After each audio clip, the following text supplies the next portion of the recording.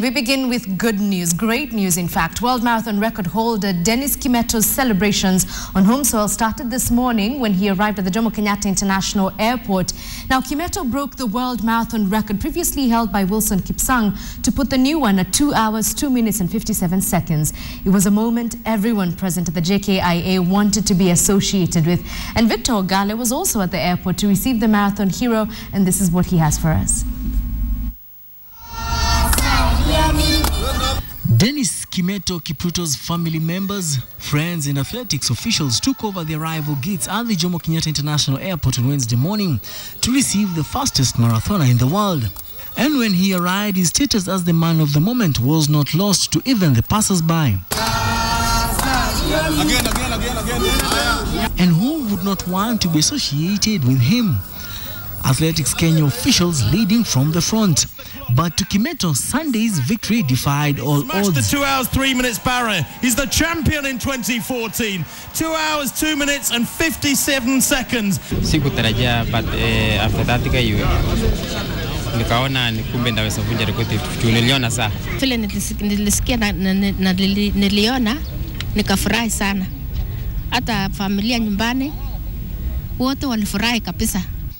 An injury had sidelined Kimetto for some time, but he did not throw away his training gear.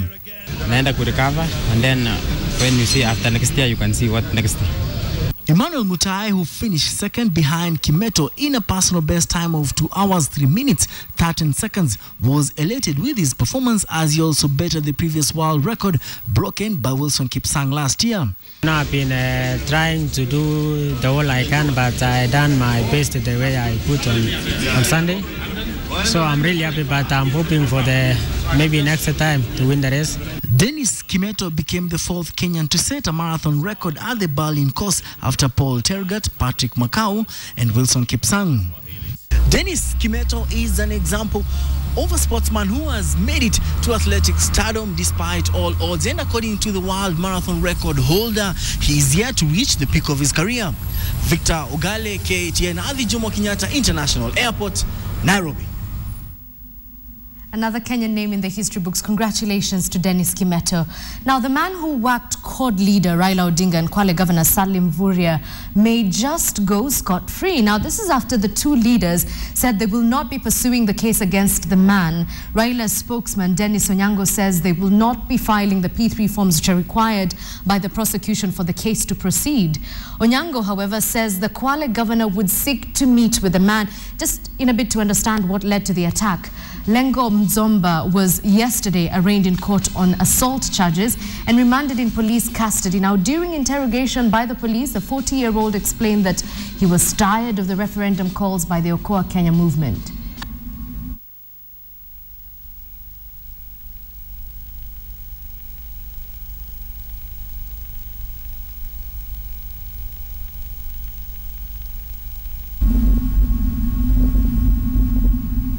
The government has launched a 1.3 billion shilling initiative aimed at eliminating trachoma in the country by the year 2019. Now, this initiative, which is being funded by the Queen Elizabeth Diamond Jubilee Trust, will be undertaken in 12 counties. 41,000 people will have advanced surgery for trachoma and distribute antibiotics to at least 3 million people. The initiative, which was launched this morning, will support the already existing Kenya Trachoma Action Plan. That trachoma is responsible for 3% of global blindness, causing one adult to go blind every 15 minutes. One adult in every 15 minutes in this day and age, with up to 230 million people at risk. So stopping trachoma is absolutely essential, and that's why we're all gathered here this morning. It will undoubtedly increase the participation of children in our schools and reduce absenteeism and improve their concentration. If the concentration in class is increased, of necessity, there is a likelihood of improvement of performance. In Kenya, about 7 million people live in the 12 trachoma endemic counties, mainly along the Rift Valley. About 50,000 of them are blind due to the disease, and another 45,000 have the advanced stage of the disease. thus threatening their sight. This is a huge economic drain to these already poor and marginalized communities. Kenyan schools are not exposed to sexuality education by trusted mentors, despite the fact that these are the groups that need it the most. And that's according to psychologist Evelyn Ogendo. This inadequacy in this education, she says, leads to students being confused about sexuality and gender. Ogendo said that 2 years worth of statistics done by Rudi Usome program in 5 counties that included Kisii, Machakos, Nyamira, Nairobi and Kiambu indicated that 65% of children in families experiencing domestic violence and lack of constant mentorship are more likely than other children to exhibit aggressive and antisocial behavior or to be depressed and anxious.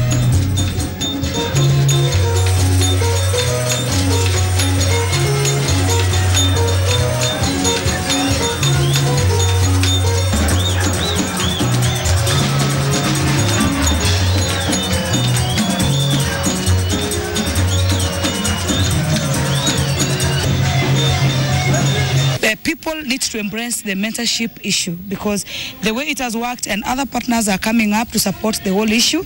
As we did our research, we have seen that there are other issues, other aspects.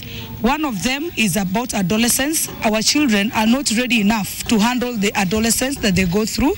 They are a bit confused because the parents are not willing to openly talk to your children on the stages of life, on how they grow to the other level. They are not willing to accept them. Well, over 600,000 residents in parts of Baringo and Nakuru counties are set to benefit from a very long-awaited dam water project. The 5.6 billion shillings project, which is now complete after a period of 5 years, has been officially handed over to the National Water and Pipeline Corporation by its contractors, Frabo and Co. Limited. Most of the residents of Baringo County have been relying on river and stream water that is insufficient. Chairman Board of the Directors, National Water and Pipeline Corporation, Julius Kones, says the government has set aside 400 million shillings for water treatment works before it is distributed to households. As witness signing.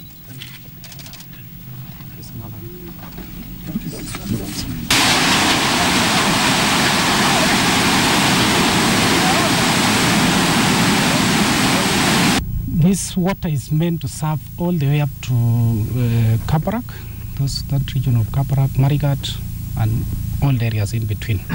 So ultimately this water will get there. But now the implementation of it may have to go in phases because of financial constraints. But we will also be handing over to Rift Valley Water Services to now give also other technical support, because that is the water board for this area. So ours will only be to oversight, and whenever there are more technical issues, we come in.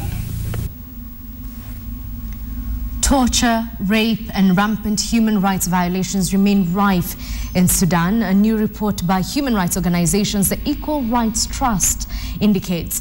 Now, the report on discrimination and inequality launched earlier today highlighted that mass discrimination on the basis of ethnicity, gender, religion, political opinion, and even disability, among other things, is widespread. Sudanese-born journalist Jerome Starkey, who fled Sudan in 2009 when Bashir was indicted by the ICC, also spoke, adding that media censorship in Sudan continued to be a barrier to Sudan achieving a fair and just society. There's a history of violence and horrible human rights violations in Sudan, and the justice system is not in place, it's not working. So parallel with putting in place the legal instruments which are missing at the moment, anti-discrimination law is missing. So actually the report is presents an overall picture of Sudan, the human rights situation in Sudan today. Journalists are facing detention, they are facing torture, they are facing imprisonment, they are facing different kinds of harassment and suppression and oppression. Some journalists, they were forced to flee Sudan, including myself and many other journalists. From Sudan to Uganda, where the controversial anti-gay bill has been struck down, but coming out and even going out in the socially conservative country is becoming difficult for the LGBT community. Last December, the Ugandan parliament passed an anti-gay bill that stipulated repeat homosexuals should be jailed for life, outlawed the promotion of homosexuality, and required people to denounce gays. However, now it's a different story for the community. Take a look. Jackson Mukasa is like many other Ugandans, young, ambitious, and unemployed. But Jackson is also gay. And in this socially conservative nation, that means large parts of his life must be lived in secret. In January, he was jailed for 5 months under a colonial-era law that punishes gays for carnal knowledge against the order of nature. We had no rights there, you understand? So we were teased, we were abused, everything was there. Torturing, making us do some things which we didn't want, you understand? So, it was very, very, very hard, extremely hard in prison. Even after his release, things remain tough for Jackson. He says he can't get a job now that people know he is gay. Last December, the Ugandan parliament passed a new anti-gay law that meant homosexuals could be jailed for life, outlawed the promotion of homosexuality, and required people to denounce gays to the authorities. The Constitutional Court struck down the law on a technicality, but MPs are seeking to reintroduce the legislation, and life remains difficult for Uganda's LGBT community. When you're moving in a society, people starting pointing at you. This boy appearing in the newspapers, even when I'm out of the jail, even my mom, my relatives, you don't want to know about me. For 6 nights a week, this bar is indistinguishable from the dozens of others in the capital's business district. Every Sunday, though, it's transformed into a haven for Uganda's gay community to meet, drink, and dance. After the anti-gay bill was passed, the bar was closed by the police. But within a few days of the law being overturned in August, the disco lights were back on, and the gay community crowded in to celebrate. During the week, we have so much that we're doing. We're looking over our shoulders. We're, trying to survive. And a night like this is like for us to unwind, just for us to let all the troubles go. But as the clock ticks towards Monday, the revelers must leave this sanctuary and return to a world where homosexuality remains taboo.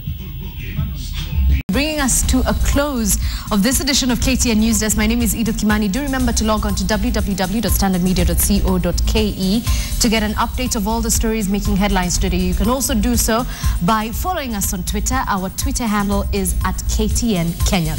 Before we leave you, did you know since 2008, the parents are just ridiculous sometimes, 27 babies have been named Swag, Hot Dog, Butterbean, Phone, Superman, Mushroom, Elbow, and Poopy.